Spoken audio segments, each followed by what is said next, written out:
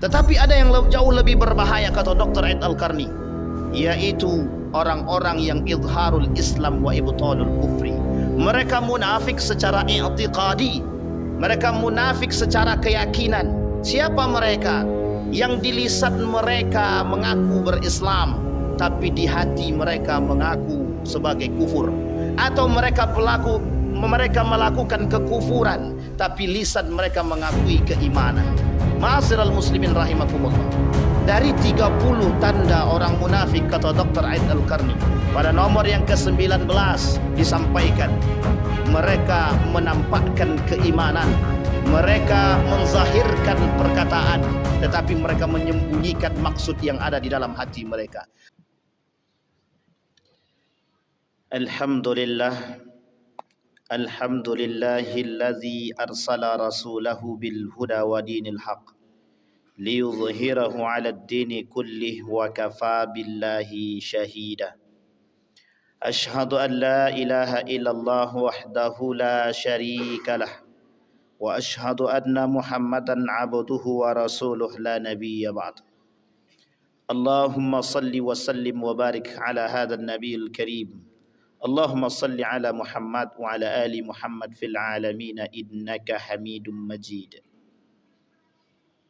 Ittaqullaha haqqa tuqatih wa la tamutunna illa wa antum muslimun. Innallaha wa malaikatahu yusalluna 'alan nabi. Ya ayyuhalladzina amanu sallu 'alaihi wa sallimu taslima.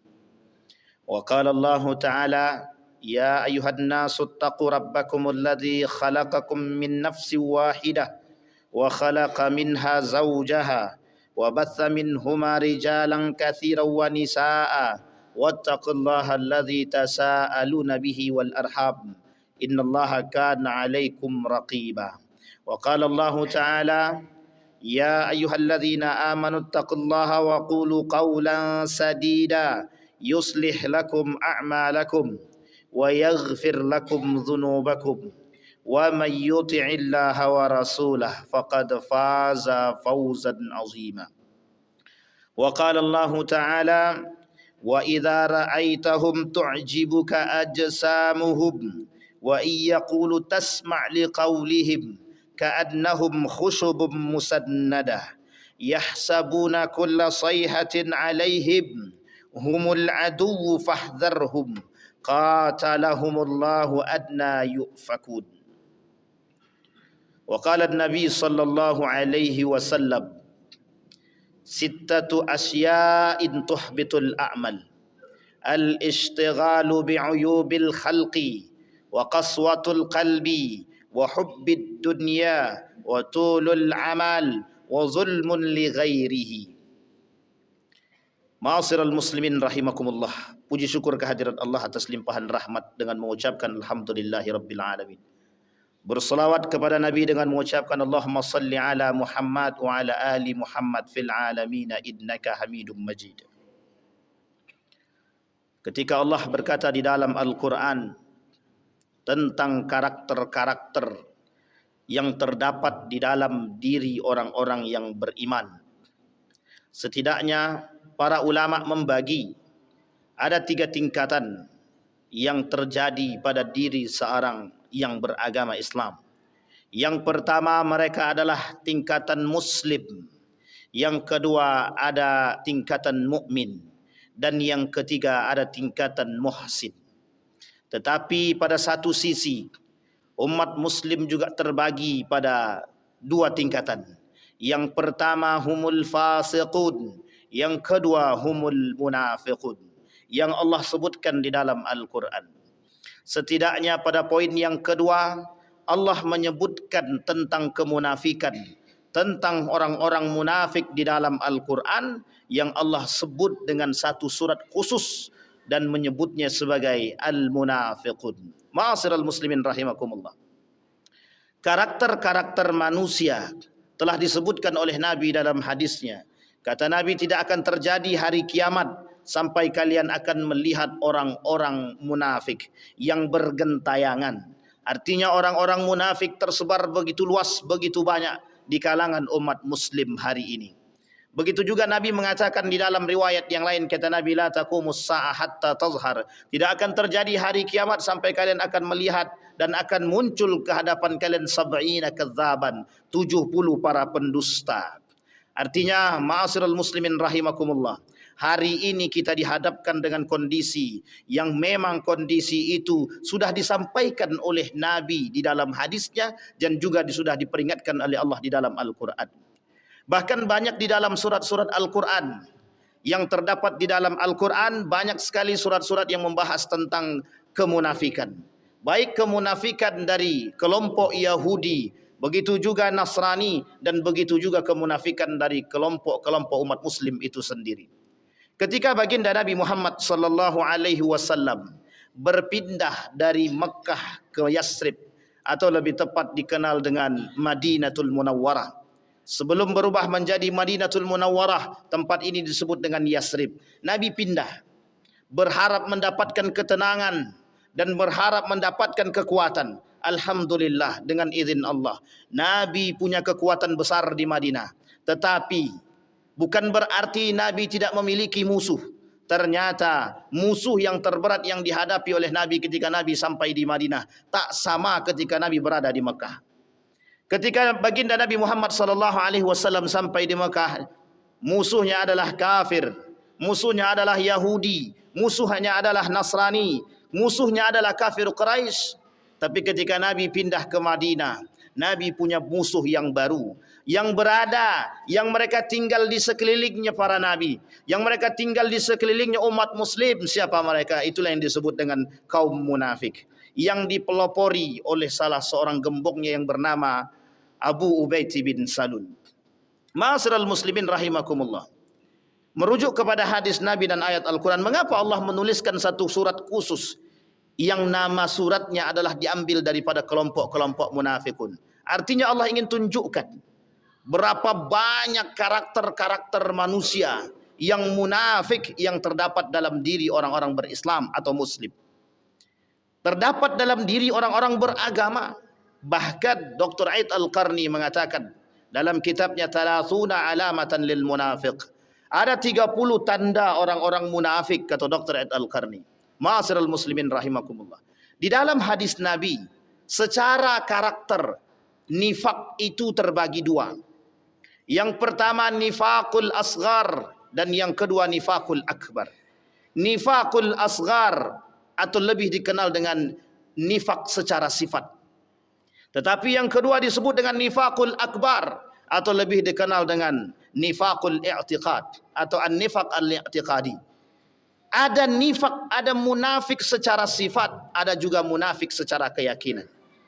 Di dalam hadis Nabi kita jumpai, hadis yang pertama mengatakan 3 tanda orang-orang munafik. Idza haddatsa kadzaba, wa idza wa'ada akhlafa, wa idza tumina khana.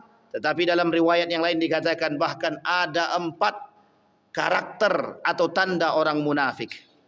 Yang keempatnya ketika diperintahkan untuk berperang mereka kabur, mereka pergi meninggalkan perperangan tersebut. Itu yang dilakukan Abu Ubaid bin Salul ketika berada di perang Uhud bersama para munafik-munafik yang lain. Tetapi ada yang lebih berbahaya.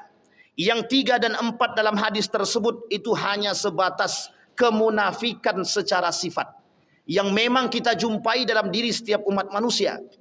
Tidak ada satupun manusia di muka bumi ini yang tidak pernah berdusta. Tidak ada satupun manusia di muka bumi ini yang tidak pernah ingkar janji, baik itu sengaja ataupun tidak sengaja. Tidak ada satupun manusia yang tidak berkhianat. Bahkan yang paling besar adalah pengkhianatan mereka kepada Allah, ketika mereka tidak bisa memberikan pendidikan tauhid dan agama kepada anak-anak dan generasi mereka. Tetapi ada yang jauh lebih berbahaya, kata Dr. Aid Al-Qarni, yaitu orang-orang yang izharul Islam wa ibtalul kufri. Mereka munafik secara i'tiqadi, mereka munafik secara keyakinan. Siapa mereka? Yang di lisan mereka mengaku berislam, tapi di hati mereka mengaku sebagai kufur. Atau mereka melakukan kekufuran, tapi lisan mereka mengakui keimanan. Ma'asyiral muslimin rahimakumullah, dari 30 tanda orang munafik, kata Dr. Aid Al-Qarni, pada nomor yang ke-19 disampaikan mereka menampakkan keimanan, mereka menzahirkan perkataan, tetapi mereka menyembunyikan maksud yang ada di dalam hati mereka. Sejalan dengan apa yang dikatakan oleh para ulama, Imam Nawawi mengatakan izharul Islam wa ibtalul kufri. Mereka mengatakan keislaman, tapi mereka menyembunyikan perbuatan-perbuatan kufur mereka. Ma'asyiral muslimin rahimakumullah. Adapun perbuatan-perbuatan kufur yang terjadi, yang muncul, yang ada dalam diri orang-orang munafik yang ngaku berislam, antara lain banyak perbuatan yang mereka lakukan. Yang pertama, al-i'tida'an dinillah. Mereka menentang dan mereka keluar dari agama Allah. Apa maksudnya mereka menentang dan keluar daripada agama Allah? Mereka tak mau menjalankan nilai-nilai agama. Mereka mengaku berislam tapi mereka tak suka beragama. Mereka mengaku umat Islam tapi mereka tak mau menjalankan puasa. Mereka umat Islam tapi mereka tak mau menjalankan syariat-syariat Islam. Mereka berislam tapi mereka tidak mau dan mengingkari aturan-aturan yang sudah ditetapkan oleh agama. Ma'asyiral muslimin rahimakumullah. Itu perbuatan yang pertama. Yang kedua, mereka mengolok-olok. Yang mereka olok-olok Allah, Rasul dan kitab-kitabnya. Seperti yang Allah sebutkan di dalam Al-Quran. Mereka yastahzi'u bihim. Mereka mengolok-olok.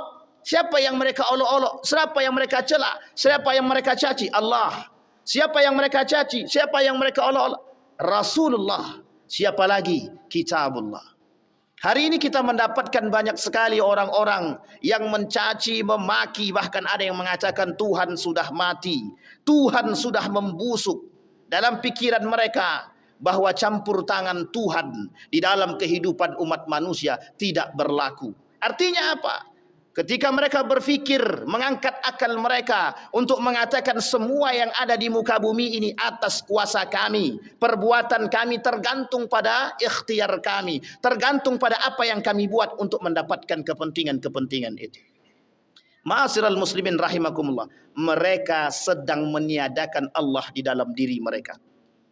Mereka tak yakin kuasa Allah pada diri mereka. Mereka tak yakin bahwa Allah memberikan kekuatan, kemampuan segala hal kepada mereka. Yang kedua, mereka mengolok-olok baginda Nabi Muhammad sallallahu alaihi wasallam. Berbagai macam cara akan mereka lakukan untuk menghinakan baginda Nabi. Ketika mereka tak mampu menghinakan baginda Nabi Muhammad sallallahu alaihi wasallam, mereka menghinakan keturunan-keturunan baginda Nabi. Mereka menghinakan istri-istri Nabi. Mereka mencaci maki istri-istri Nabi. Terjadi pada masa baginda Nabi di Madinah. Ketika surat An-Nur ayat 1 sampai 9 diturunkan oleh Allah untuk menghapus kesalahan Siti Aisyah yang mendapat tuduhan perselingkuhan oleh kelompok munafik ketika Siti Aisyah dan salah seorang pemuda penunggang keledai tertinggal dari rombongan. Ketika mereka sampai di perbatasan Madinah, ketika masuk pada gerbang Madinah, dipandang dan dilihat oleh kelompok orang-orang munafik. Apa kata mereka? Lihatlah wahai manusia, bahwa Aisyah telah berselingkuh. Sampailah cerita tersebut kepada telinga baginda Nabi Muhammad sallallahu alaihi wasallam. Sampai yang terjadi pada hubungan baginda Nabi dengan Aisyah tidak begitu baik. Sehingga Aisyah menangis sejadi-jadinya. Berita tersebut tersebar di seluruh Nusantara. Bahkan berita tersebut tersebar di seluruh Madinah, didengar oleh para sahabat Nabi, didengar oleh orang-orang yang penunggu penduduk Madinah. Kemudian didengar oleh gembong para kaum munafik yang bernama Abu Baiti bin Salul. Semakin jadi dia lakukan, dia katakan, dia fitnah Aisyah. Ma'asyiral muslimin rahimakumullah. Seketika datang Abu Bakar Siddiq kepada Siti Aisyah dan berkata kepada Siti Aisyah, "Wahai Siti Aisyah, meminta maaflah engkau kepada baginda Nabi Muhammad sallallahu alaihi wasallam atas kesalahan yang telah engkau perbuat." Kemudian dengan keras, dengan tegas Siti Aisyah mengatakan, "Aku tidak akan minta maaf." Kenapa? Karena Siti Aisyah tidak salah.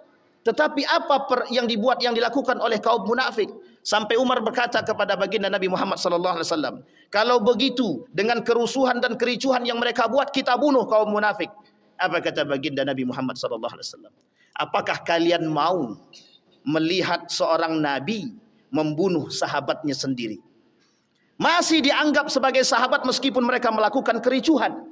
Masih dianggap sebagai seorang sahabat ketika mereka masih melakukan kerusakan di muka bumi. Yang mereka lakukan adalah kerusakan.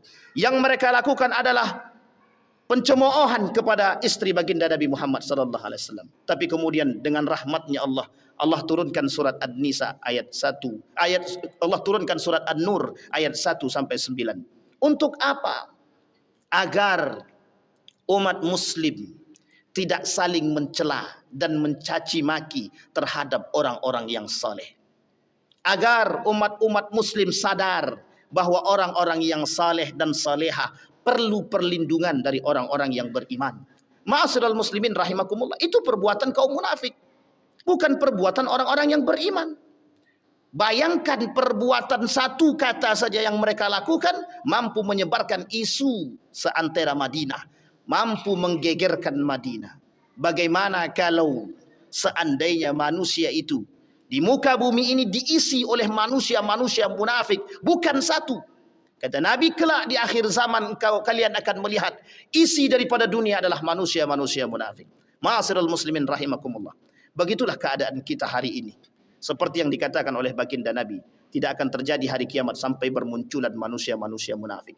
Begitu Allah keras mengatakan di dalam Al-Quran. Bahkan Allah ancam bagi mereka pelaku kemunafikan. Apa ancamannya? Innallaha jami'al munafiqina wal kafirin fi jahannama jami'an. Orang yang pertama kali, kelompok yang pertama kali yang akan masuk ke dalam neraka jahanam bukan orang kafir, tetapi di dalam ayat tersebut Allah sebutkan orang-orang munafik. Kenapa? Karena orang munafik lebih berbahaya daripada orang kafir. Orang kafir tampak kekafirannya, tapi orang munafik mengaku Islam, tapi ternyata hati dia tak Islam. Lisannya Islam, tapi hati dia tak Islam. Izharul Islam wa ibtalul kufri. Yang kedua, karakter dan perbuatan orang-orang munafik, mereka malas beribadah. Allah sebutkan di dalam Al-Quran, wa idza qamu ila salati qamu kusala. Salah satu tanda orang munafik adalah ketika mereka diperintahkan untuk melaksanakan salat, mereka bermain-main dalam salat mereka. Mereka mengejek salat, mereka bermain dengan salat, mereka tak serius dalam salat. Mereka tak serius dalam beribadah. Sehingga Allah sebutkan, Allah ancam al-munafiquna fid darkil asfal minan nar. Orang-orang munafik mereka paling dasarnya api neraka.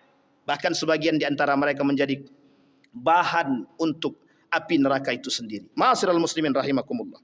Yang kedua, orang-orang yang berpaling dari Islam dan ajaran Islam dan syariat Islam, serta berupaya menjauhkan umat muslim dari syariat-syariat Islam itu sendiri. Ketika baginda Nabi Muhammad SAW memberikan nasihat kepada Ibnu Abbas, ya gulam, ihfazillah yahfazka. Wahai anak muda, kata Nabi kepada Ibnu Abbas, jagalah olehmu nilai-nilai agama, niscaya Allah akan menjagamu. Hadis ini sangat relevan dengan keadaan hari ini. Kenapa demikian? Karena yang harus kita tingkatkan hari ini, yang harus kita jaga hari ini adalah nilai-nilai keislaman. Kalaulah orang muslim, orang beriman tidak menjaga nilai-nilai agama, lantas siapa yang akan menjaga nilai-nilai agama? Bahkan hari ini kita melihat betapa banyak orang-orang yang sholat tapi mereka melakukan perbuatan-perbuatan yang tidak disukai oleh Allah. Mereka melaksanakan ibadah, mereka sholat, mereka puasa, mereka zakat, tapi justru mereka yang berpaling daripada nilai-nilai agama. Apa yang terjadi dengan kaum muslimin? Yang terjadi dengan kaum muslimin, banyaknya di antara mereka yang cinta terhadap dunia. Ma'asyiral muslimin rahimakumullah. Tak salahkah demikian? Begitu keadaan kita hari ini. Begitulah yang dikatakan oleh baginda Nabi dalam riwayat yang lain. Kata Nabi, kelak akan terjadi hari kiamat. Tidak akan terjadi hari kiamat sampai kalian akan melihat kejadian-kejadian yang besar yang menjauhkan kita dari nilai-nilai agama. Wa idza qila lahum ta'alu ila ma anzalallahu wa ila ar-rasul ra'aital munafiqina yasuddu anka sududa, kata Allah. Kelak kalian akan melihat orang-orang munafik yang berpaling dari diri kalian. Ketika perang Uhud terjadi, yang perang pertama dianggap dimenangkan oleh orang-orang muslim. Tapi apa yang terjadi? Para gombong-gombong munafik mengatakan, turunlah untuk mengambil harta rampasan. Hasil bisikan daripada kaum-kaum munafik, yang memang pada hakikatnya mereka tidak mau berperang. Tapi apa yang terjadi? Turut mereka. Mereka khianati perintah Nabi. Mereka khianati apa yang telah diperintahkan oleh baginda Nabi Muhammad SAW. Akhirnya ketika para pemanah yang berada di Jabal Rumat turun untuk mengambil harta rampasan tersebut, kembali Khalid bin Walid mengepung kaum muslimin yang pada akhirnya banyak di antara para penghafal Quran yang syuhada ketika itu, termasuk paman baginda Nabi Muhammad SAW, Hamzah. Artinya apa? Mereka rela mengorbankan jiwa-jiwa saudara mereka sesama agama hanya untuk kepentingan mereka, hanya untuk kepentingan dunia. Mereka korbankan demi kepentingan dunia, demi kekuasaan, demi harta. Bayangkan harta rampasan tidak seberapa, tapi mereka gadaikan nilai-nilai, mereka gadaikan jiwa-jiwa para pejuang ketika itu. Sehingga banyak yang syahid ketika itu di perang Uhud, yang kelak dikenal sebagai syuhada. Salah satu di antara mereka adalah Hamzah, paman baginda Nabi Muhammad SAW. Artinya apa? Kaum munafik jauh lebih berbahaya daripada kekafiran. Kaum munafik lebih berbahaya daripada orang kafir. Orang kafir nampak kekafirannya musuh yang nyata, tetapi masih ada orang-orang yang memang menjadi musuh kita dan mereka berada di kalangan kita, seperti yang dikatakan baginda Nabi Muhammad SAW. Al-mu'min baina khamsi syada'id, kata. Ujian orang beriman ada 5. Di antara nomor 5 itu ada yang nomor 2. Di antara kelima itu pada nomor yang keduanya adalah Nabi berkata, munafiqun yubghiduhu, orang munafik yang membenci orang-orang beriman. Ma'asyiral muslimin rahimakumullah. Dari beberapa poin yang kita sampaikan, maka kami mengajak kepada kita semua untuk kembali pada khittah keislaman yang baik. Mari sama-sama kita tegakkan nilai-nilai keislaman, nilai-nilai agama. Seperti yang dikatakan oleh Nabi kepada Ibnu Abbas, jagalah nilai-nilai agama, niscaya Allah akan menjagamu. Mustahil kita bisa mengatakan menghilangkan kemunafikan, itu hal yang mustahil. Karena memang apa yang disampaikan oleh Nabi pasti terbukti. Apa yang disampaikan oleh Nabi melalui hadisnya pasti terbukti. Hanya saja hari ini yang kita butuhkan akidah yang kuat, iman yang kuat agar kita bisa selamat. Bagaimana caranya? Menjaga nilai-nilai agama. Yang kedua dikatakan oleh Nabi kepada Ibnu Abbas, jagalah nilai-nilai agama, apa yang engkau inginkan akan Allah berikan. Fa'tabiru ya ulil absar la'allakum tuflihun.